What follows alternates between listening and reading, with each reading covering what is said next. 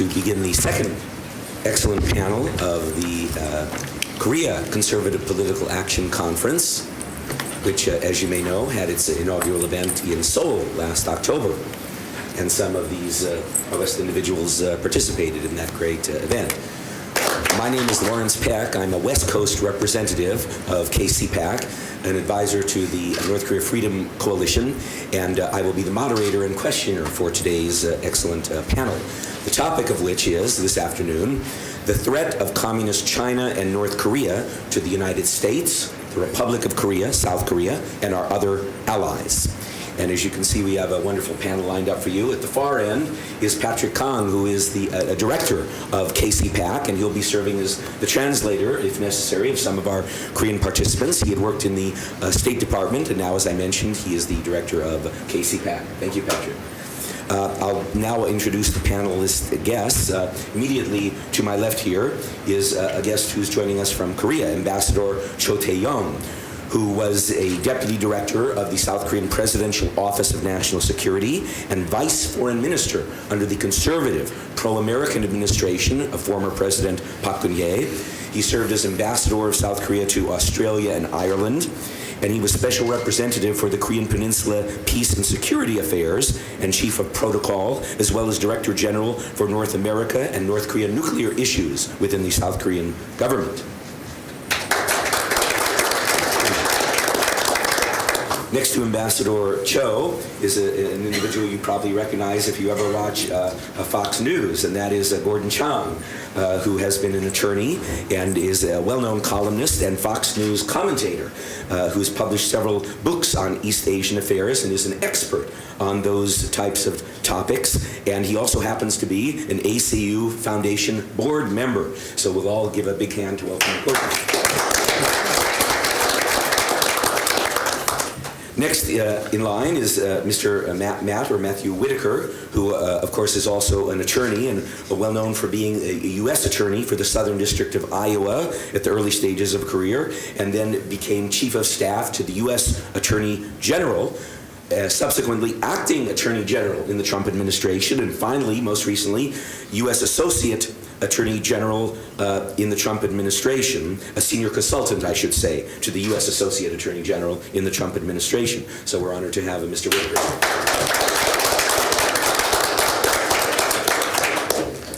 Next to Mr. Whitaker is another guest we have from my home state out in California, Mr. John Cha, who's a commentator and writer on South Korean politics. He happens to be an award-winning translator of Korean literature and poetry into English, and he's a biographer of several U.S. and ROK leaders. He's also a board member of the Intercultural Institute of California. Welcome, Mr. Cha. And finally, on the far left, not ideologically speaking, of course, we have former two-star general retired Han Sung-ju, president of the Korea Recovery Coalition, who is currently in the thick of political activism in Korea. He was in charge of Air Force Logistics Command, and he has a particular specialty researching the existence of North Korean infiltration tunnels into the South. So welcome, General.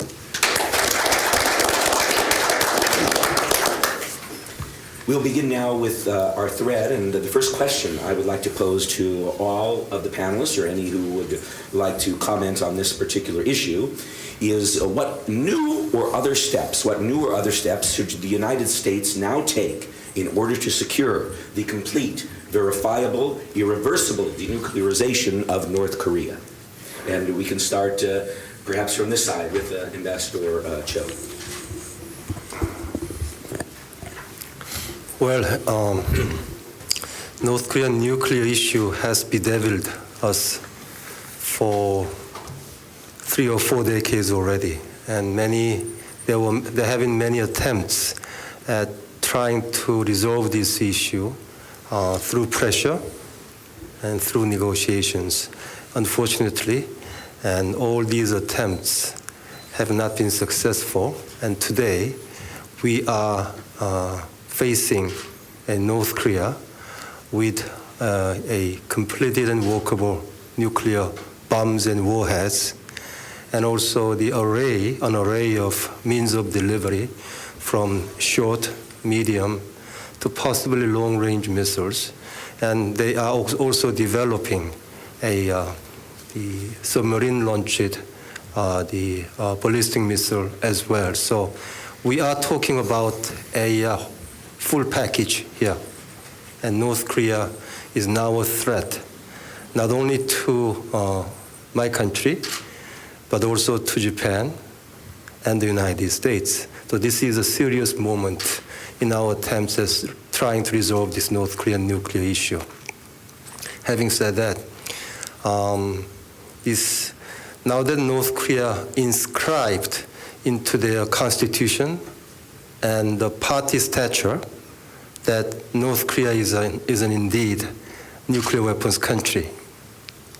So that means trying to win these weapons away from North Korean hands will be all but impossible. These extraordinary times and challenges, of course, require extraordinary actions on the part of peace-loving nations, including South Korea. And I applaud President Trump in luring Kim Jong-un, North Korean leader and sole decision maker on this issue, into the negotiating table. Yes, in the process, Kim Jong-un was given certain stature and legitimacy in the international arena, sitting down with American president has been a dream of North Korean leaders. But this was not for free. And Kim Jong-un now can be held personally and directly responsible if North Korea does not denuclearize. And the United States and Trump administration have done a lot already. They, in cooperation with other countries, put together a strongest ever sanctions regime over North Korea. I'm not saying this is perfect, but it's the strongest ever. So it is effective. How effective? I'll give you one number. In 2013, in Goodyear, North Korea's export to China, by the way, over 95% of North Korea's external trade is conducted with one country, that's China. And North Korea's professed ideology is 주체, self-reliant. So I don't really make the connection here, because if you are professing to be self-reliant, but you are dependent upon one country for over 95% of your external trade, can this country be called self-reliant? It's very ironical.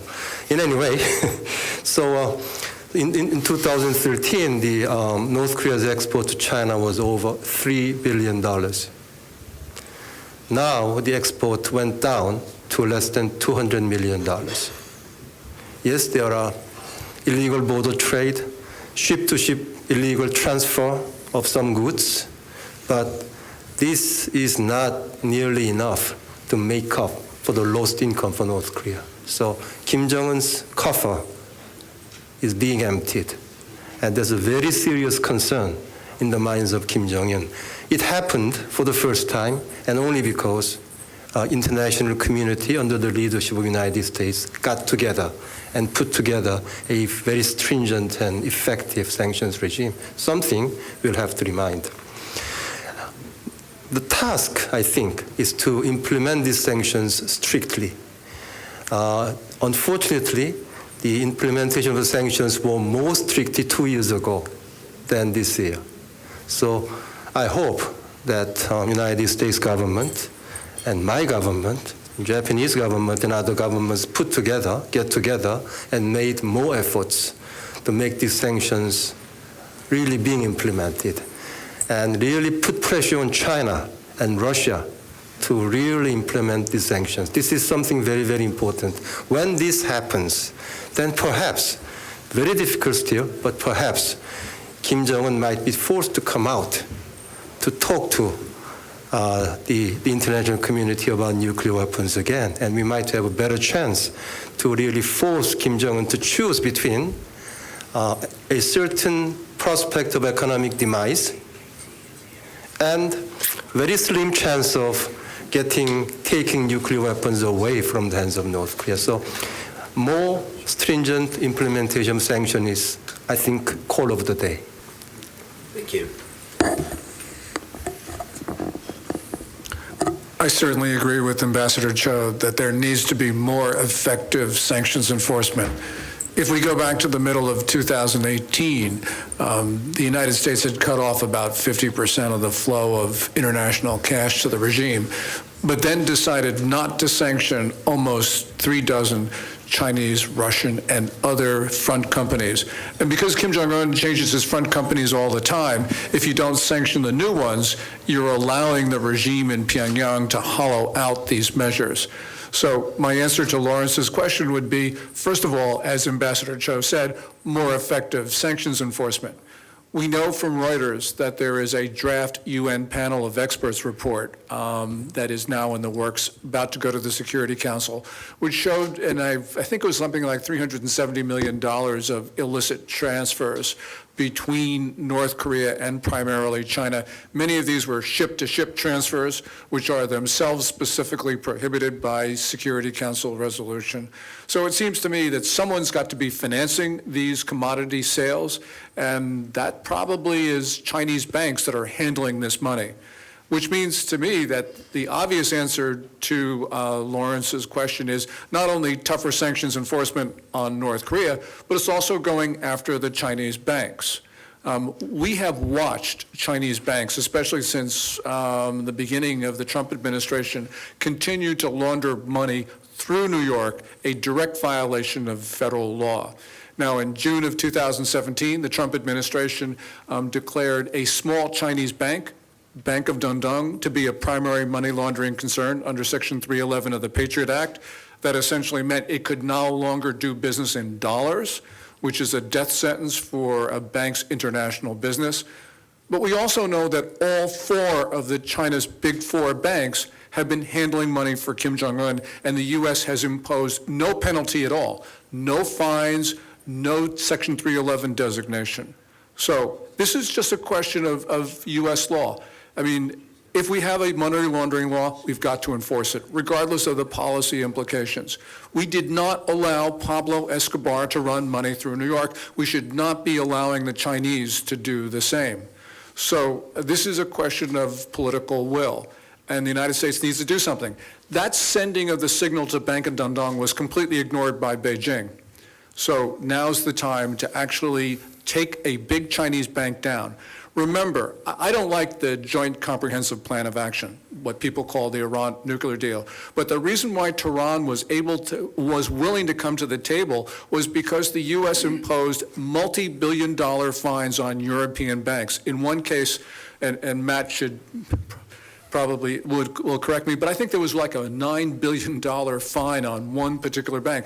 We should be doing the same thing to the Chinese.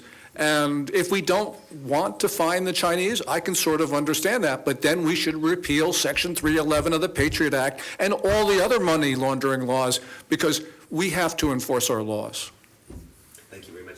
I apologize, Mr. Whitaker. Please go ahead and give your remarks now. Yeah, thank you. And first of all, I just want to say what an honor it is to serve with each of one of these panelists, an impressive group with a lot of distinction and knowledge in this area. I want to point out specifically what an honor it is to always be on these panels with Gordon. He is really someone I look to when I want to know what I think about an issue. I look first what Gordon thinks about an issue. And this is the first time we've ever disagreed on something, was what he just said, which is the idea of repealing Section 311 of the Patriot Act. I think that's a bad idea. I think your point was we should use it. Yeah. But let's talk a little bit about, I'm going to be frank with everyone in this room, and that is North Korea is pretty much, and this, I hope this translates okay, a dog on a leash for China.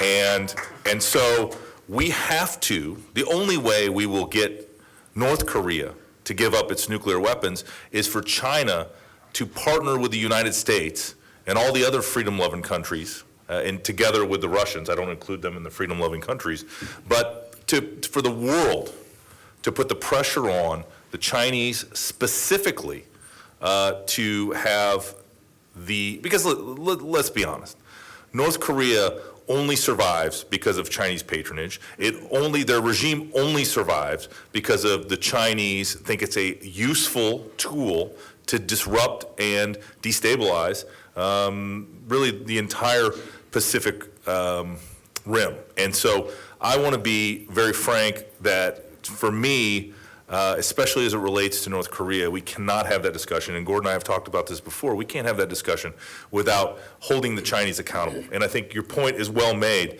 to, and I've talked about this in different settings, and I talked about it this morning in a different context. But, fundamentally, if the Chinese want to be part of the first world order, of other countries that trade together, share information together, exchange citizens' ideas, then they're going to have to participate as a true first world country. And I don't see that happening. I have, and this is, if I could predict the future, I wouldn't be sitting here right now. I would be playing the stock market or doing other things to make money.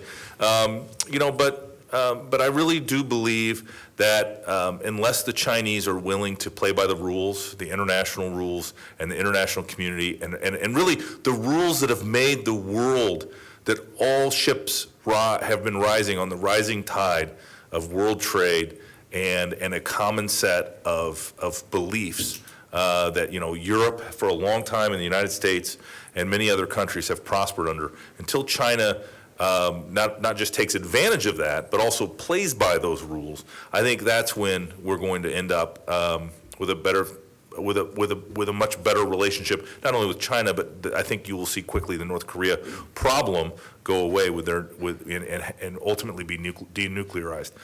I am pessimistic about that, and I'm sorry. I see really ultimately competing world superpowers, maybe not to the extent that we saw with the Soviet Union, but at the same time, the communist Chinese share a common doctrine with the former Soviet Union, and so I don't know why we would expect the outcome to be any different. Thank you. Well, I agree. First of all, I appreciate being on this panel with the distinguished panelists. Gordon. Oh, cut it out. Cut it out. But most of my comments will be based on the human rights for North Koreans, and we all the Ambassador Cho and Gordon and Matt addressed all the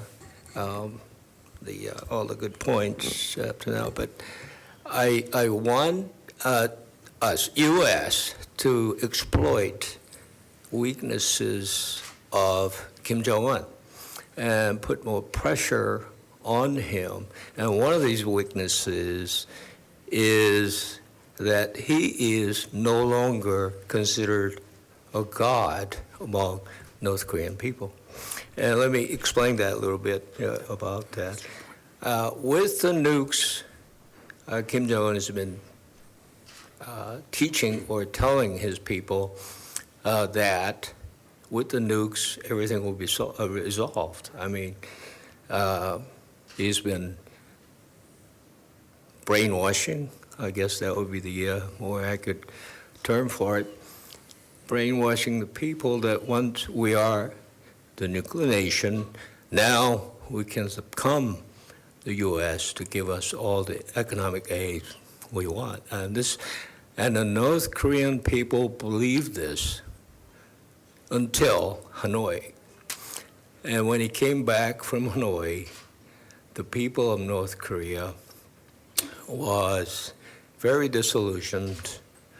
And Kim Jong-un actually made a comment that he was only human. And this, I credit President Trump, the way he handled Kim Jong-un. And I see a lot of hope in that. I mean, President Trump is the first one who could actually talk with Kim Jong-un and got him to admit to the people in North Korea that he was not a god. And this was huge.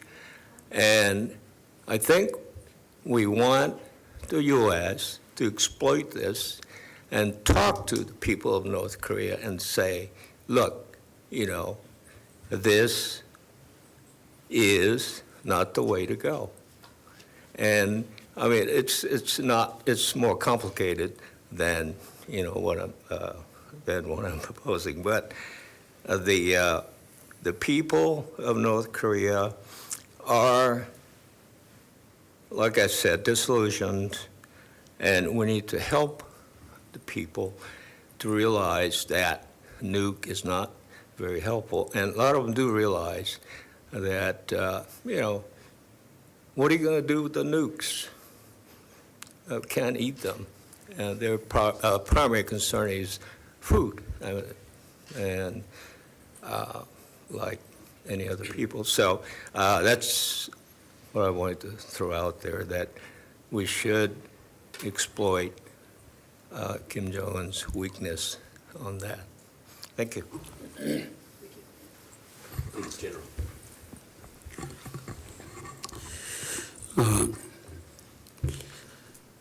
저는 한국 공군 예비역 소장입니다. 지금 코리아 리커버리 코얼리션 대한민국 회복 연합의 대표로 있습니다. Hello, everyone. My name is Han Sang-ju. I am a former two-star general of the ROKAF, Korean Air Force, and I am spearheading the organization called Korean Recovery Coalition. 김정은이는 시진핑과 연합하고 문재인과 연합해서 북한을 핵 보유 국가로 만드는 노력을 이제까지 해왔습니다. So Kim Jong-un has put so much effort to develop and possess the working nuclear warhead and devices along with Xi Jinping of China and Moon Jae-in in South Korea. 저는 트럼프 대통령의 회담을 통한 디누클리어라이제이션을 지지하지만 그것은 트럼프 대통령님의 본심일 수 없다라고 생각을 합니다. So I heard our President Trump saying that the denuclearization of the Korean Peninsula is absolutely necessary, and I agree with him, but I don't think that is absolute intent. 강명도 교수라고 2002년도에 귀순한 고위급 귀순자가 있습니다. 강명도. There is an individual named Kang Myung-do who defected North Korea in 2002. 1월 중순쯤에 그가 방송한 내용을 우리가 주목할 필요가 있습니다. And we probably need to pay attention to what he had to say while his message was being broadcasted. 김정은이가 크리스마스 선물을 트럼프 대통령에게 보낸다고 했는데 20일이 되도록 침묵하는 이유를 알았다. He said he finally understood why there was no messages from Kim Jong-un after 20 days of the message saying that the United States will receive a very special gift on the Christmas day. 지금은 2달이 넘었는데 2달이 넘도록 크리스마스 선물을 못 보내고 있는 이유를 강명도 교수는 이렇게 얘기하고 있습니다. So now it has been about 2 months since the Christmas, and America still did not receive any surprise gift from North Korea yet. Now this is what Professor Kang Myung-do had to say about this. 시진핑이가 김정은에게 4월 15일까지 아무 도발도 하지 말고 기다려라라고 지령을 내렸다는 것입니다. He stated that Xi Jinping had ordered Kim Jong-un not to do anything until this April 15th of this year. 4월 15일은 대한민국의 총선 300명의 국회의원을 다 물갈이하는 총선이 있는 날입니다. As you may know, April 15th is the general election or congressional election in South Korea, which would elect 300 congressmen in South Korea. 4월 15일 날 이해찬이라고 하는 정부 여당의 당 대표는 260석을 가져오겠다고 작년에 호언장담을 했습니다. One of the party leaders, Lee Jae-kam, promised and declared that he would be able to win about 260 seats of the National Assembly. 그것은 300석 중에 86%에 해당되는 의석입니다. So 260 out of 300 seats, that would equal to 86% of the congressional seat. 문재인이가 국가를 경제와 안보를 개판치고 있기 때문에 도저히 이룰 수 없는 86%의 수치입니다. But this 86% seems to be impossible numbers because the current president Moon Jae-in has really messed up the economy and national security of South Korea. 그러나 중앙선거관리위원회를 시진핑과 김정은과 문재인 3자 동맹이 장악하고 있기 때문에 표 훔치기를 통해서 그것을 하겠다고 하는 공언입니다. But allegedly, the Central Election Oversight Committee is being controlled by the Xi Jinping and Kim Jong-un and Moon Jae-in. So if it is suspected that they may do some type of illegal actions during the election, so that may be possible. 4월 15일이 되면 미국인과 한국인, 트럼프 대통령과 세계의 자유민주주의 리더들이 대한민국이 공산화되는구나 하는 것을 보는 날이 될 것입니다. So I would dare say on April 15, maybe the all-American and Korean, and maybe the President Trump here in America may see that finally, well, at last, Korea is becoming a communized somehow. 그때부터 이제 하나님의 방법이 가동할 것이라고 저는 믿습니다. And I believe that that is the time when God, our dear Lord, had to take some type of actions that we cannot do. 따라서 북한의 핵 문제는 인간적인 방법으로가 아니라 하나님의 방법으로 그것이 해결될 줄로 믿고 저희들은 노력하고 있습니다. So I believe that this denuclearization or the nuclear issues with North Korea is something that human people cannot handle really accurately. It is something that only God can solve.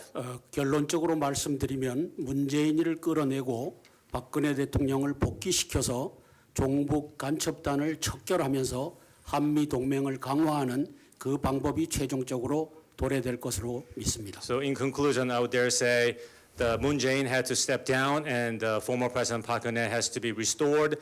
And by restoring the strong reliance between the United States and Korea, that would be the only solution to resolve this denuclearization issues. Thank you very much.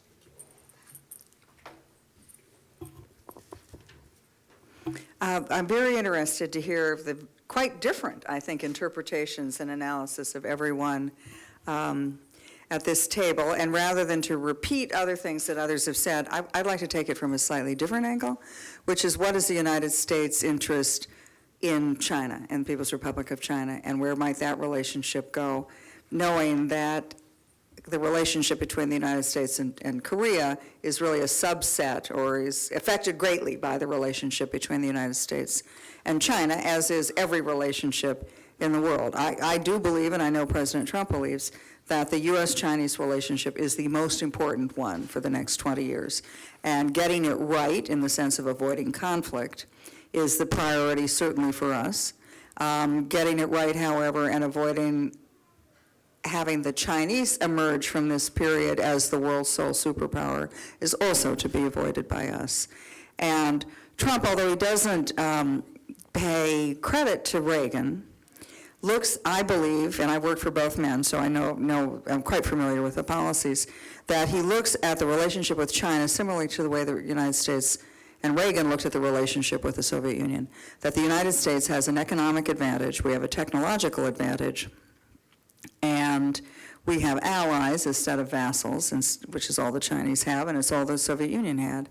And that if we can first look out after our own interests with China, and that will be our priority, to get that one right, and that then all else flows from that. So I think that where the United States-China relationship will go is in one of two directions. Either we can find, because we, the United States, working with the other free market democracies in the world, stand up to China and demand that China change and play by the same rules that we're playing with.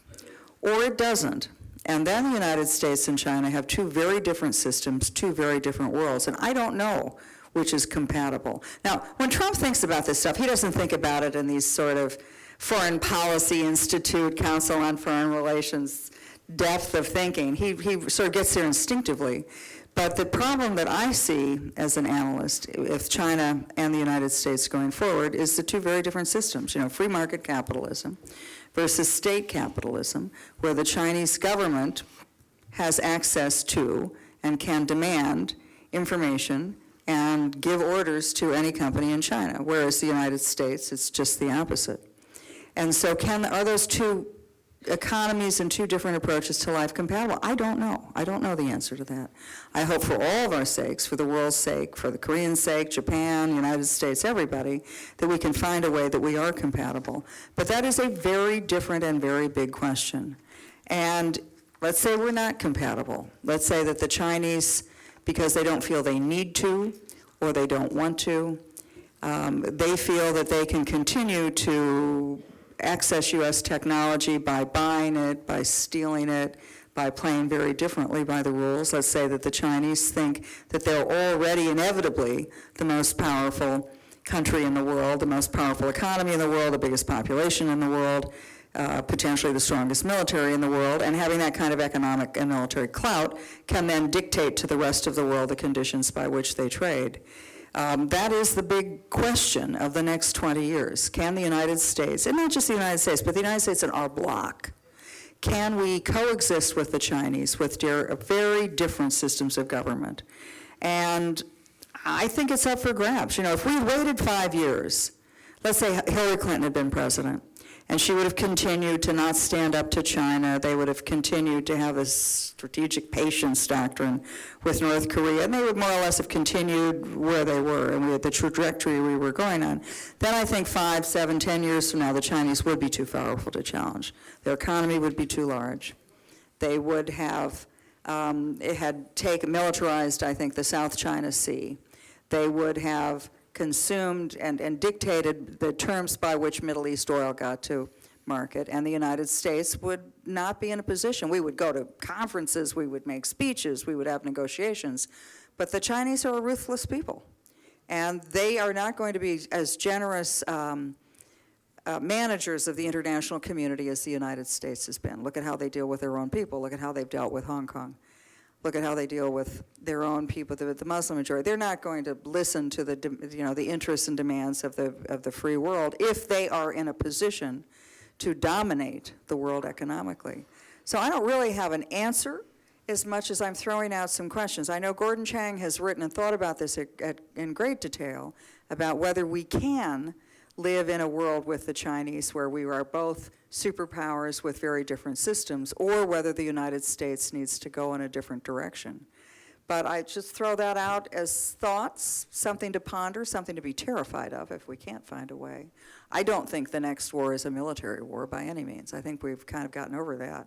But the next war will be a cyber war. It'll be a biological war. It'll be a technology war. It'll be a digital war. And it will be just as devastating, as, if not more, than other wars in our past, which are kinetic wars. Thank you. Thank you very much.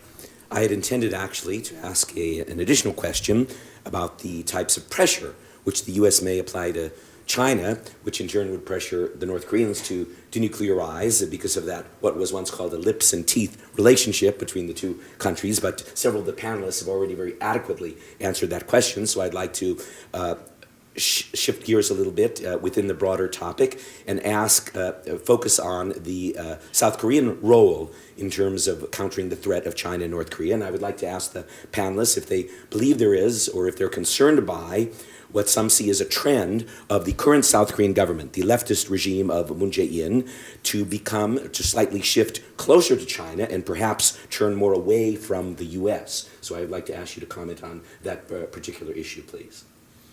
Beginning with you, Ambassador Cho. Well, if you ask Korean people, what do you remember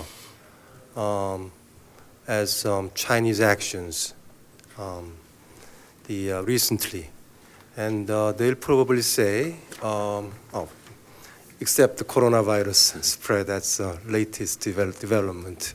But other than coronavirus, they will say that, yes, we were subject to rather severe economic retaliation from China because we made a sovereign national security decision to have a missile defense system deployed on the Korean Peninsula, which is entirely within our own right. And Korean people began to see China in a different light since then, because China, some Korean people believed China was a benign power and can be a benign power, a country, a neighboring country we can work with, like we have been working with the United States. But after this episode, then majority of the Korean people are looking at China in a very, very negative way. So much so that according to one poll taken by the way, American Institute, that ASEAN Policy Institute in Korea, when they asked Korean people whether do you like to align with China, do you like to align with the United States, over 90% said that we like to align with the United States in 10, 20 years' time. Less than 15% say that we may have to align with China. So that's the public opinion, the public opinion situation on among the Korean people about China. So I like that. That's one thing. Two more things. One is that Korean people saw that Xi Jinping said to President Trump at Mar-a-Lago that actually Korea was once, for a long time, a territory of China. It didn't make headline news in the United States, but it did made a very impactful news in Korea, because Korean people do not believe that that was historically correct, and that's really revealing something. How can I put it? Maybe sinister about China, because if you say not correctly that Korea was for a long time part of China, so what does it mean? And it came from the leadership of China, and that has to be taken very seriously, and it's indeed be taken very seriously by many Korean people. And thirdly, last July last year, Chinese and the Russians, for the first time, conducted joint Air Force exercises in the East Sea. So that's not West Sea, but East Sea, east of the Korean Peninsula. And in the process, actually, Russian plane twice violated airspace over Dokdo Island. And Chinese have this strategy, that is, they have the 3 layers of defense lines called first island chain, second island chain, and third island chain. And first island chain comes from the Korean Peninsula and to the Taiwan. And we do not know, and Chinese have not explained to us that whether this first island chain, that's first line of defense for China, actually includes the Korean Peninsula. But given the Chinese aggressive military actions, which are increasing exponentially in latest years, they make many of us wonder that China's intention is actually trying to dominate the Northeast Asia, including the Korean Peninsula. If that's the case, of course, if that's the case, then Korea has to worry about it. And also US has to worry about it, because US is our ally. And if China's scheme becomes successful, it's not just a matter for Korea. Japan will be at the front of a advancing China threat. And we are all looking at Chinese actions in the South China Sea. And finally, when the issue of South China Sea came up, I asked the Chinese diplomats and Chinese officials, I really do not understand the nature of China's, legal nature of the China's claim on that vast body of water. Is it legal claim that you are making? Is it any other claim? The answer I got was, it's a historical claim.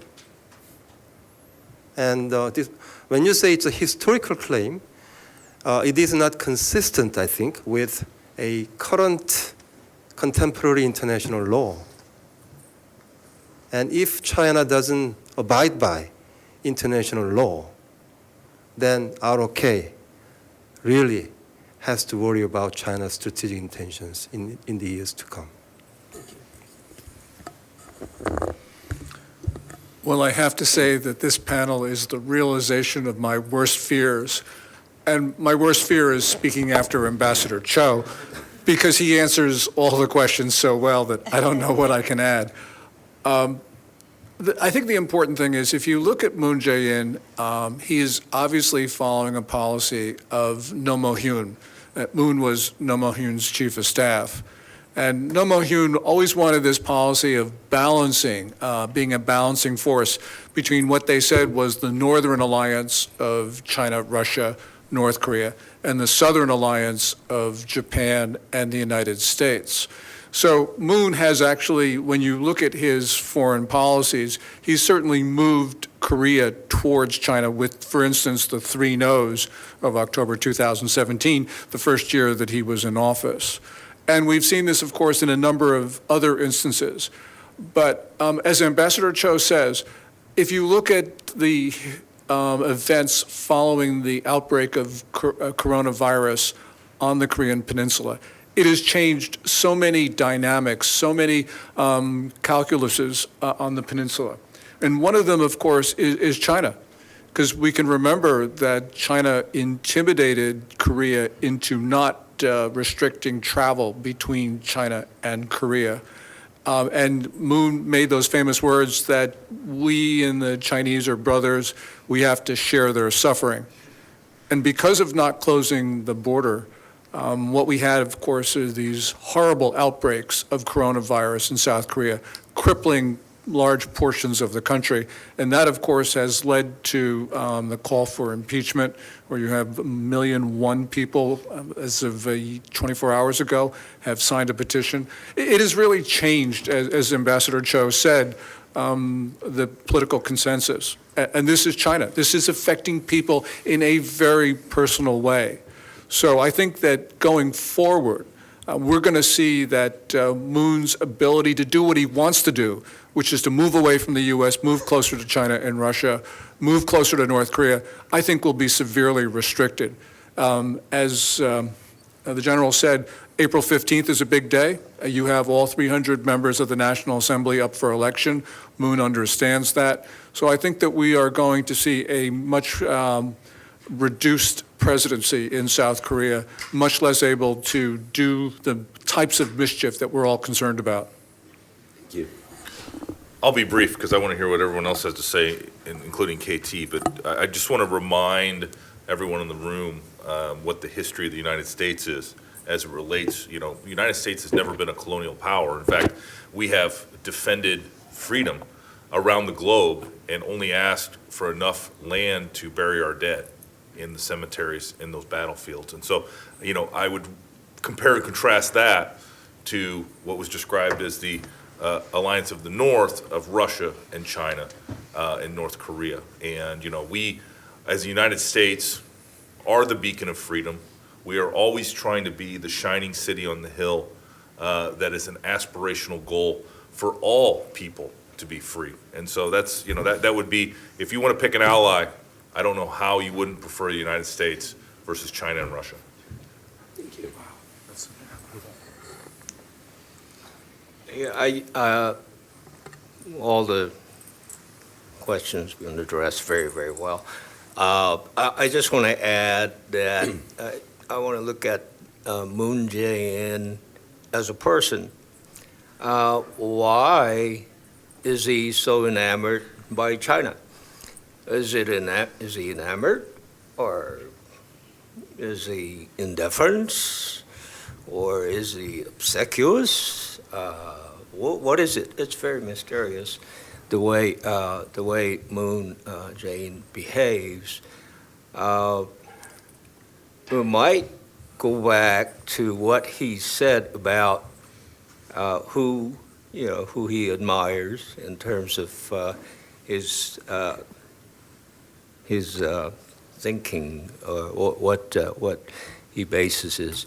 Well, one of the people he admires is his name is Li Yonghe, and he is very famous for writing about Mao Zedong. He admires what Mao did for China. He likes the cultural revolution that Mao led. And so you can pretty much guess what the way Moon is leaning, why he's leaning towards China. And I've thought about this, in that for a long time. I still can't figure out, like it was said, why did he not restrict travel from China to Korea? I mean, it's an obvious. There's an obvious answer for that, and it's a mystery. But I think in his background, when he was young, he read a lot of stuff by communists. I'll say it. He admires the guy named Shin Yong-bok. He's served time in prison for being a anti-state persona non grata. And Moon, he publicly admits all this. So I'm thinking that his makeup, thinking process is definitely leans towards communism. And look at his staff. A lot of them, they're former, what we call Jusapa, which means they are admirers of Kim Il-sung and Kim Jong-il, and they used to gather every morning and sing praises of Kim Il-sung and Kim Jong-un. And he's surrounded by those guys. And so when you look deeper into his motivation, this could explain why he is leaning towards China and away from U.S. This is the what I'm thinking today. I wrote about it. And you might go visit, maybe most of you have, but go visit the booth, and there are some good materials over there for your reference. Thank you. Thank you. Can I be terribly rude having arrived late and now I have to leave early? Could I, but it's a woman's prerogative. Please do. Do you mind very much if I go, just say a few words and then I've got to go do my next event? Because I actually have to cover the whole world as far as no, I would just say that as an American who has, and I've said earlier, we have spent the last several, probably decade, trying to change the public opinion in the United States, and I think we've succeeded. That the United States now looks at China differently, we now look at our economy differently. Donald Trump is a very different president than President Obama, and it is a real revolution politically in the United States. If you don't like Moon, if you don't like Moon, go change it. Go out, change your country, because I want to tell you where the world is in about 10 years. Trump, I do believe, will get reelected. I think the American economy will be thriving. I think Trump, in his second term, will take a coalition of capitalists, capital systems, democracies, stand up to the Chinese, and demand a different kind of a relationship. I think that the United States will put an enormous amount of effort into technological development in a second term, like a Manhattan Project, sort of where we will really devote a lot of resources to reclaiming the technological advantage that the United States has had. I think also, if you're looking at the Northern Coalition, look at where China is potentially in 10 years. So, Gordon Chang wrote a book who people at the time said, oh, Gordon Chang, that's a conspiracy theory when he wrote the book, The Coming Collapse of China, but he's been right. And China has had a very nice run for about the last 3 or 4 years, where they've gone to the international organizations, they've gone to various world meetings, and they've pranced around the world saying, we're the model for the world, we're the great nation, we're the model for rapid development and economic development and peace and security, yada, yada, yada. The United States, your days are finished. I mean, those of us who have traveled to China in the last couple of years, it was very clear that the reception that we would get from Chinese leaders to say, basically, America, your day is over, you're finished, you're yesterday's news, we're the world of the future. And I think what's happened in the last year or two, particularly with President Trump, is there's a lot of reassessment of that position. Hong Kong was a dirty, bloody nose for China. China had said to everybody, 2 systems, 1 country, we're going to respect the rights of Hong Kong. Well, they clearly didn't. And if you're in Taiwan, how are you thinking right now? That's a very big black mark on the world stage of a country that was supposed to be leading the world in the future. The second thing is that their economy is slowing. And that the United States, with Trump, he is not afraid to use the economic warfare weapon, and he will continue to use it until I think he gets the arrangement and deal that he wants. The next part of it, though, is this coronavirus, and I think that the implications and repercussions are going to live far longer than the virus itself will. And that is that a totalitarian system cannot deal with criticism and change. And when the Chinese have very, I think foolishly in the long run, perhaps wisely in the short run, while they have let this happen to the world, and who knows what the original origin of this is? Is it a biological weapon went bad, or is it just bad animal husbandry in China? Who knows? But the fact that they are the source of it and the world is now coping with it, I think all those things together, China is no longer looking like the bright golden boy that it did 3 or 4 years ago. So my encouragement to all of my Korean friends who have, and you've made the trip, you've made the effort, you're activists in your own country, go do what we did. And what we still have to do now that Bernie Sanders has popped up. But you'll have to make the debate. Go in your countries. Convince them of why, what they have, what they've taken for granted. You know, your generation, not my generation, your generation has taken for granted democracy, freedom, prosperity, life is getting better. They kind of think it's their birthright. It's not. So go make the case to your own people. Elect a good leader. I'm not going to get into the middle of South Korean or anybody's domestic politics. Go elect the right leader that you think is going to give you a better future. And then we can have a very different relationship going forward, because the United States is eager for that relationship. We are eager for you to stand up as our allies and our friends. We are not going to do it for you, nor should we. You're capable of doing it yourself. Look what Korea's done in the last 30 or 40 years. This has been a miracle the world can't even believe. So continue to do it. Know that you have to fight for freedom in every generation, and go out and do it. And now I'm going to go do my next event. I think I'm going to go save the train. Thank you very much for joining us, Mr. Florlin. Thank you. General.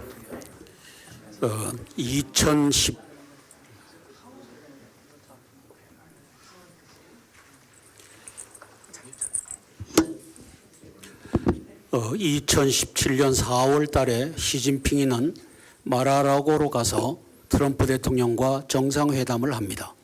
In April 2017, Xi Jinping flew to Mar-a-Lago and had a meeting with Donald Trump. 시진핑이는 트럼프 대통령에게 한국은 중국의 일부였다라고 주장을 했습니다. And she told Trump that Korea used to be and still is a part of the China. 속국이 아니라 일부였다라고 함으로써 중국의 영토임을 분명히 했습니다. He didn't use the term colonized state. He used the term part of the China. So he was claiming that it is a subjugated territorial land of China. 시진핑의 속셈은 사우스 코리아를 병합하는 것이 속셈임을 분명히 했습니다. So at that time, she showed his true intent to bring South Korea into, or absorb the South Korea into the system of China. 같은 해 2017년 12월 달에 문재인이는 중국 북경으로 날아가서 다음과 같은 말을 했습니다. In December 2017, Moon Jae-in flew to Beijing and he said the following. 대한민국과 중국은 동반자 관계이다. He said South Korea and China are partners. 그리고 공동 운명체다. And we are on the same vessel as a same equal partner. 그리고 그 이후에 중국 몽을 같이 꾸겠다라고 했습니다. And he said we'll have a same Chinese dream. 이 말은 문재인의 마음 속에는 한미 동맹을 버렸고 중국과의 동맹 관계를 맺었다는 것을 의미합니다. So this statement, we could deduce that he has lost the hope in the alliance of U.S. and South Korea. Instead, he now is developing a dream of having an alliance between China and South Korea. 지금 코로나 바이러스에 대해서 중국의 이 마스크를 갖다 바치고 장갑을 갖다 바치고 하는 것을 우리가 봅니다. And we have seen that the Moon administration have supplied a great number of masks and gloves to China because of this coronavirus pandemic. 그리고 재작년 2018년 9월 19일 날 남북 군사 합의서에 조인한 것을 우리가 보았습니다. And we also remember the military agreement between South Korea and North Korea signed on September 19th, 2018. 우리 대한민국의 현존 병력은 63만 명이고 북한은 117만 명입니다. As you may know, the number of soldiers in South Korea is 630,000, whereas there are 117,000 soldiers. I'm sorry, 1.1 million soldiers in North Korea. 그런 가운데서도 9.19 군사 합의를 통해서 12만 명을 감축하는 반역적 일을 단행했습니다. But because of what he had signed on September 19, the President Moon have decided to reduce 120,000 of South Korean soldiers.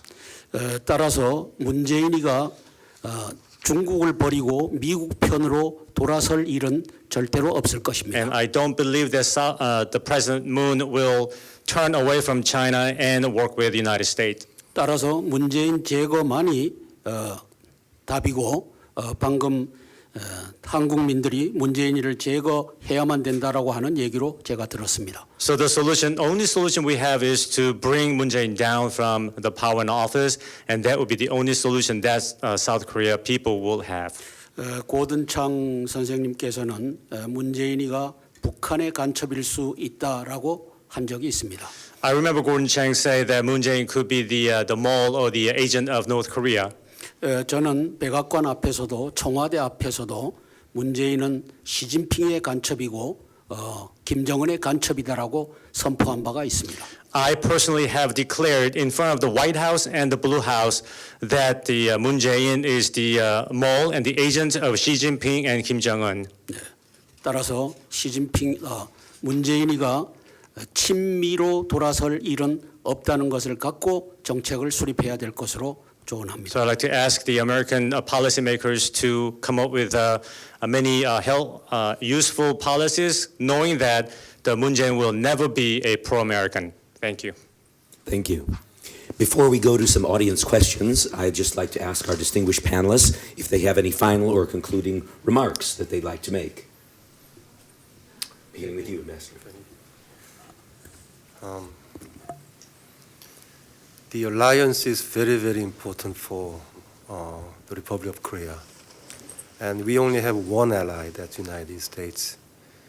And so I think both governments should value the alliance and take actions to strengthen the alliance.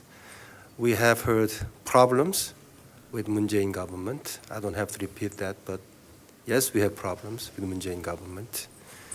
And we have some rhetorical problems sometimes with Trump administration because we have some perception in the Republic of Korea, not among the leftists or progressive, but wider audience than that wider public than that perhaps the Trump administration approached the alliance issue through a transactional viewpoints a little too much.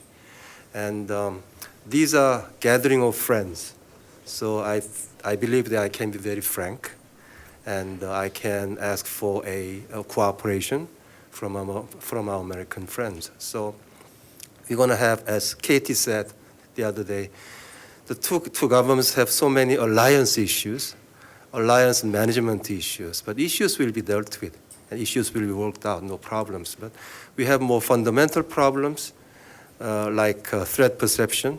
I believe that current Korean government has to do something about the threat perception issue and do the right messaging about it, yes. I also hope that Trump administration, U.S. government will perhaps say a little more that alliance indeed is important and important to the United States. This is a kind of message that can be very important to the wider Korean public. So I ask that perhaps the U.S. policymakers and the U.S. public opinion leaders will say more often that alliance is important and ROK is important, and U.S. expects ROK to cooperate more with the United States. Thank you. Thank you. All of the panelists have talked about the critical importance of freedom and democracy, and how the freedom and democracy is the common denominator that binds Korea and the United States. If I could just go field just a little bit, the general did mention April 15th, the National Assembly election. You would think because Moon is so unpopular that he would fail to hold his majorities in the National Assembly, because his Democratic Party of Korea is the largest party, and especially when you consider the affiliated leftist parties. They hold almost 2/3 of the seats. 2/3 is really critical because the South Korean Constitution provides that an amendment of the Constitution will be sent to a referendum of the people of South Korea if that amendment receives at least 2/3 majority. And we're very close to that 2/3 line. We know that Moon Jae-in, from all of his public statements of talking about unification of North and South Korea, and from what we have just heard from the general, this means the end of the alliance and moving South Korea, North Korea in a unified state towards China and indeed Russia. Because Moon Jae-in, the referendum of the people is only a 50% vote for approval, which means that Moon, because he's counting the votes, will get that 50% come hell or high water. So this April 15th election is absolutely critical. This could be the last election in South Korea. And since this is the Political Action Conference, this is, as KT said, a time for Koreans to mobilize themselves to save their democracy, because this could very well be the last chance. Thank you. Well, that's pretty dire, Gordon.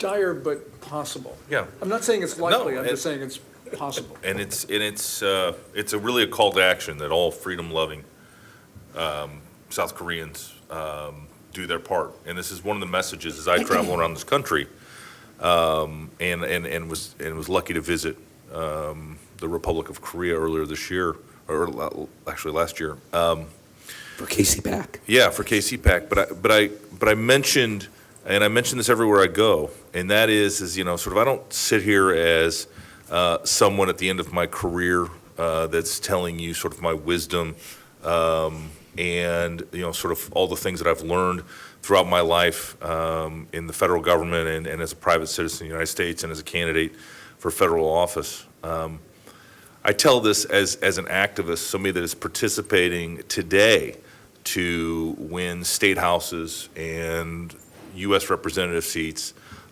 U.S. Senate races, and participating in this presidential race. I would say the message is to join us in this fight, to join us in this effort, and to, if you think that you're doing all you can, get out of your comfort zone and do more. One of the things that I have promised my friends back in Iowa, my home state, is that one of the reasons I've run statewide in Iowa is because I don't like knocking on doors. But I've promised I'm going to go back in October, and I'm going to knock on doors in Iowa, and I'm going to talk to voters, and I'm going to convince them why our vision, the conservative vision for the future, is much better for people all over the United States, all over the state of Iowa, and all over the world. I mean, I look at my 19-year-old daughter, Allison, here, and I know that one of the reasons I fight so hard every day to make this country realize its full potential is that so her future can be as bright as it is today. I mean, we are one generation. I mentioned this morning, we're one generation from losing it all. And I think in the Republic of Korea, it may be even less than that. It may be on the cusp, as Gordon points out. This may be the inflection point in your nation's history as to what direction you go.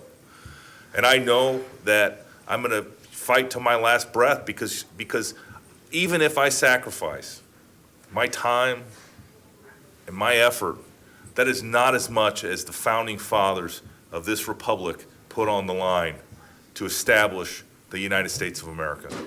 They pledged their fortunes and their sacred honor. And they said, if we don't hang together, we will surely hang separately. And just remember that that is the price that our forefathers were willing to pay. And we should be able to get outside a little bit of our comfort zone and do as much as we can to make sure that we retain what we have been given by our fathers and mothers. Thank you. Thank you, Matt, for that great comment. I was really moved by Vice President Pence's remark yesterday.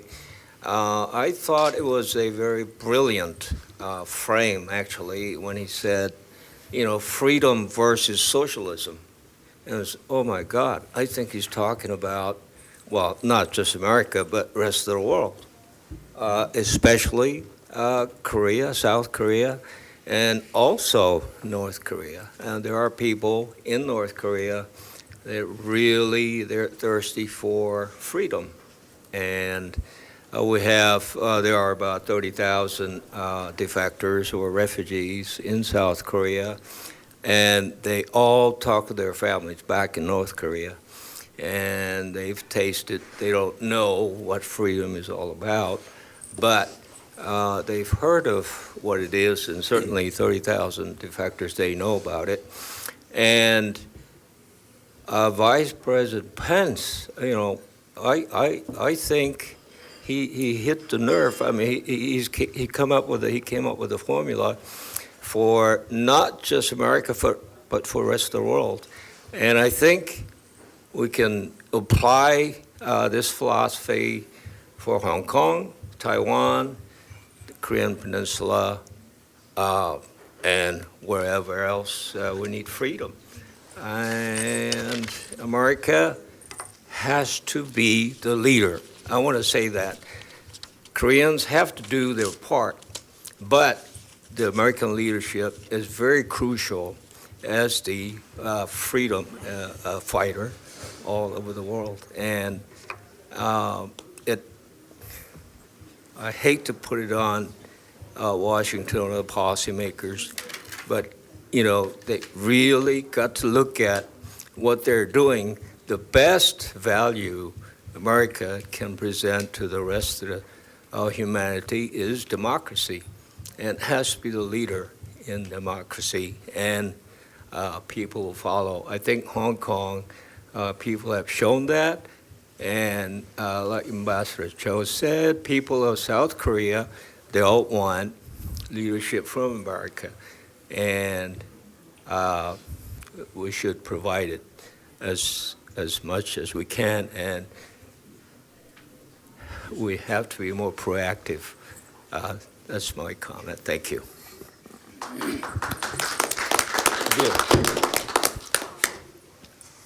저는 젊어서 전투기 조종사로 생활을 했습니다. When I was younger, I was a fighter jet pilot.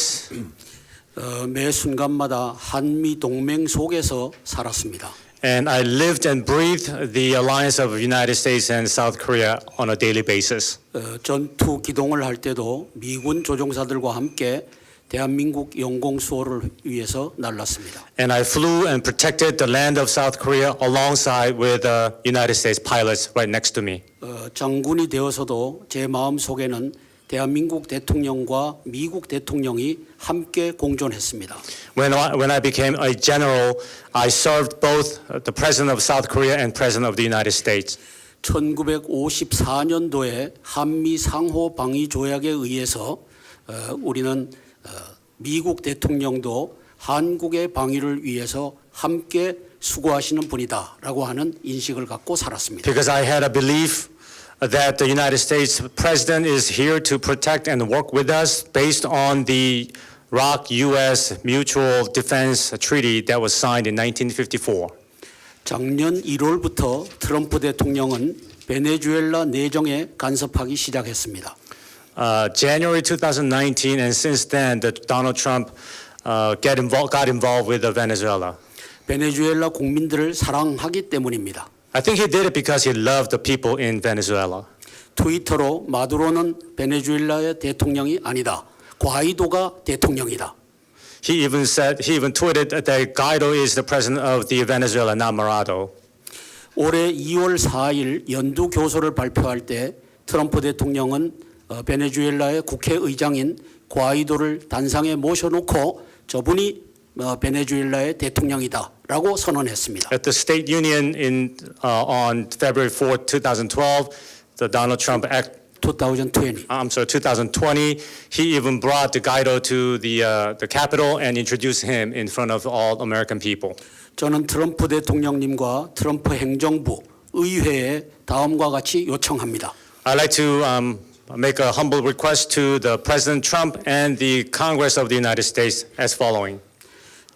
재작년 2018년 9월 19일 남북 군사 합의로 대한민국의 방위를 헐어버리고 한미 동맹을 헐어버린 문재인에 대한 규정입니다. 규정. So I'd like to ask you, American leadership, to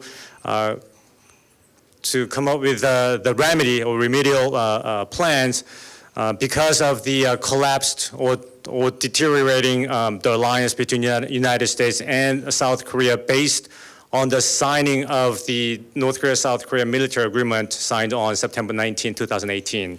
문재인은 더 이상 대한민국의 대통령이 아니다. The declaration would include or should include the president is Moon Jae-in is no longer the president of South Korea. 사기 탄핵으로 감옥에 가 있는 박근혜 대통령 복귀를 지지한다. And we support the reinstatement of Park Geun-hye, who has been incarcerated based on the falsified and illegal impeachment. 이상입니다. That's all I have to say. Thank you very much.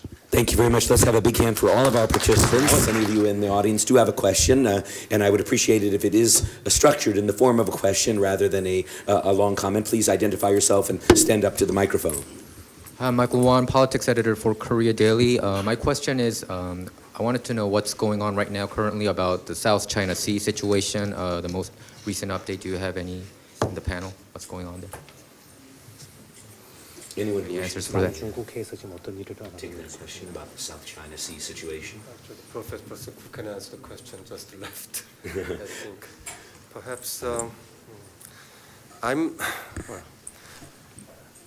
thank you for the question, and I'm no expert for a South China Sea, so my answer would not be complete. But in South China Sea, as you know, China claims this 9-dash line, the line that's dotting 9 points, and that actually covers over 90% of the body of water. And as I said, China would not talk about the nature of their claims. That makes many of us very concerned. And so that's going on. And the United States is responding very strongly by conducting the freedom of navigation, the voyages, very close to the islands held by China. And U.S. and China, U.S. vessels and Chinese vessels, U.S. planes and Chinese planes sometimes come very close to within hundreds of yards. And this is going on. But from Korea's standpoint, what is important is that South China Sea is a channel of transport, the essential of essential interest to my country, because we in Korea there is not one drop of oil is produced, so we are dependent on the oil and gas whole of that from abroad. And over 80%, I think, of our energy supply is coming through that water. And it is essential in the interest of ROK that this freedom of navigation and free the transport through these body of waters be guaranteed and maintained. And U.S. efforts actually are trying to make sure that that really is going on. So this is very, very important operations from the perspective of ROK as well. So that's going on. What is concerning is that while U.S. is doing these freedom of navigation operations to challenge China's claims, and that's very important. However, what China is doing is actually making facts on the ground. They're making facts on the water, rather. So they militarize the islands they are holding. So once it is done, it will turn into a Chinese military basis.